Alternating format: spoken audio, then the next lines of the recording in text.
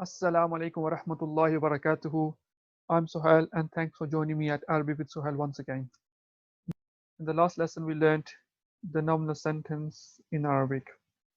In today's lesson, we'll learn the genders in Arabic and how to use them in a sentence. In Arabic, we have two genders, masculine and feminine. Words are considered masculine unless they fall into one of the below categories.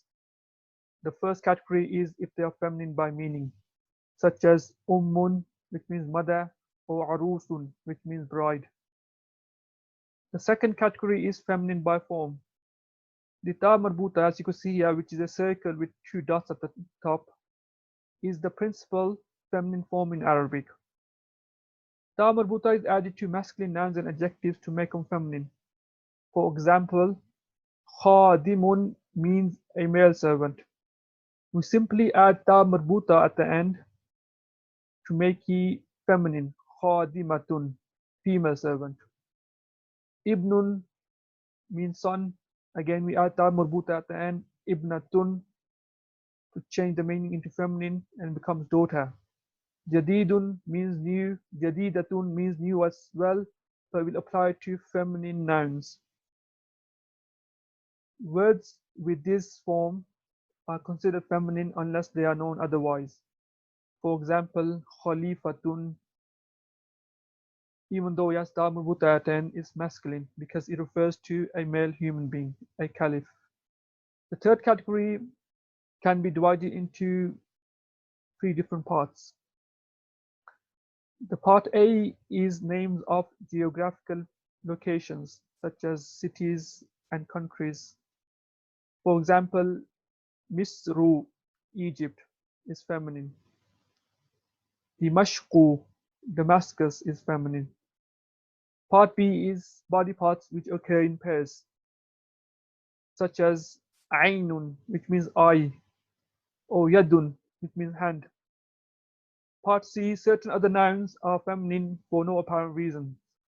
Amongst the most common ones are Ardun, which means earth, Darun, which means house, Shamsun, which means sun, Narun, which means fire, Nafsun, which means soul or self. In this category, i.e. the category C, there are certain words which can be treated as masculine or feminine, even though in classical Arabic, feminine was preferred. For example, Tariqun, which means road or way, or Halun, which means state or condition. In the last lesson, we learned that adjectives must agree with the qualified nouns in terms of being indefinite or definite. Now, to add to that, the adjectives must also agree with the qualified noun in terms of gender. For example, rijlun saghiratun. So here the adjective saghiratun is feminine by form with ta marbuta because rijlun, its qualified noun, is feminine. And as we learned, it's feminine because it's name of a body part which appears in pairs, i.e. a foot. Rijlun saghiratun, a small foot.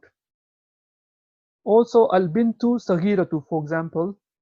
And here, as-saghiratu is the adjective of al-bint, and it agrees with it in terms of being definite and also in terms of gender. And here, adjective is made feminine by adding ta marbuta, the small girl. Also, the predicate, which is the khabar in Arabic, has to agree with the subject, which is mubtada in Arabic, in terms of gender. For example, anti hadiratun. Anti refers to first person feminine, hence hadiratun being its predicate is also feminine. You are present. Anta, which refers to first person masculine, you, hadirun, you are present. So hadirun is masculine because its subject anta is masculine, and hadiratun is feminine because its subject anti is feminine. If you want to learn further about the subjects and predicates and how to form a sentence, then you can refer to my first lesson. Some words have a collective meaning in the singular form. This especially applies to natural features and animals. For example, shajarun means trees, hajarun means rocks, baqarun means cows. To indicate singular object or animal for these collective nouns, we add the feminine ta marbuta at the end. So for example, shajarun here becomes shajaratun, a tree. Hajarun becomes hajaratun, a rock. Bakarun becomes baqaratun, a cow. Questions are introduced in Arabic by placing one of these two particles at the front of the sentence. Hal or a. For example, hal misru ba'idatun or a misru ba'idatun, which means is Egypt far? Now we will attempt some of the questions to apply what we learned in this chapter. You could find the vocabulary if you go up on page 31, 30, and 29 of the book we are using, and you could find the link in the bio to download the book in PDF, or if you like, you could order it from Amazon. Question 1. As-sa'atul jadidatul jamilatu maksuratun. Here we can see al-jamilatu and al-jadidatu. They both match as-sa'atu in terms of being definite by alif lam and being feminine by ta marbuta. So we know that these two are the adjectives of as-sa'atu. And together, all three of them, they make up the subject, because subject is always definite in Arabic. Maksuratun here, we know is the predicate because it's indefinite.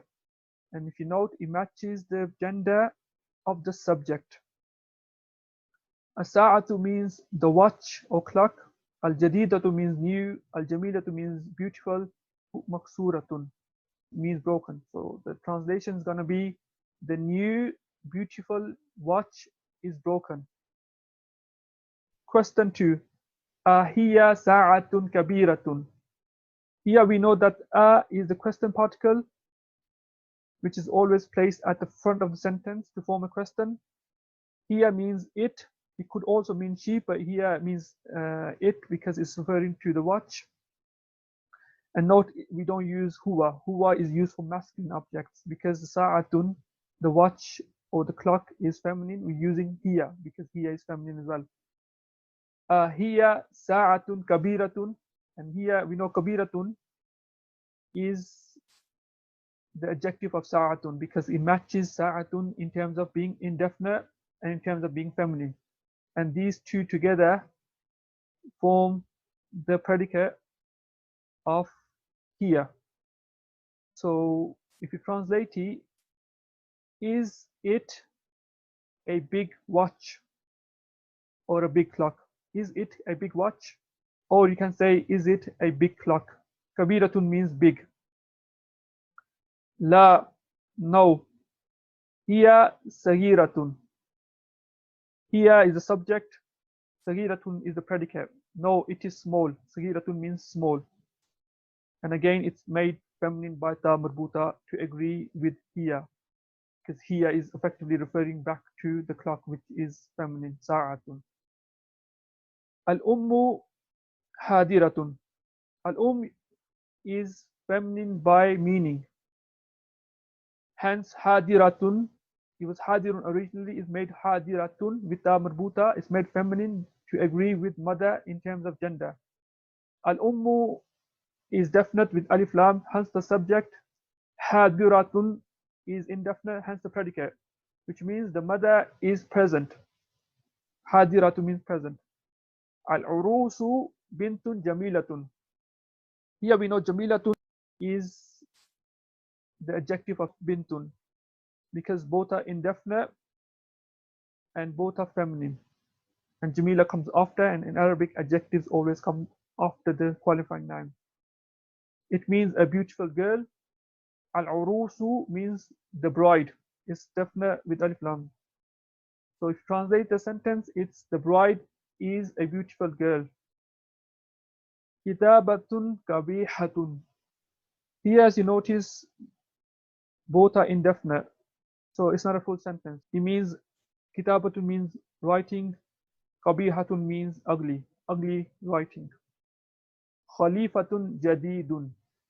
Even though khalifatun here has ta marbuta, It's masculine, it's not feminine, because it refers to a masculine person, a caliph. Hence, jadidun is masculine.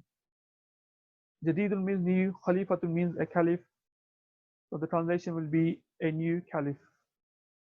Halil bintu jamilatun. Na'am. Hal is a question particle, hence is placed at the start. Al bintu is the subject because it's definite with alif lam. Jamilatun is the predicate. Is the girl beautiful?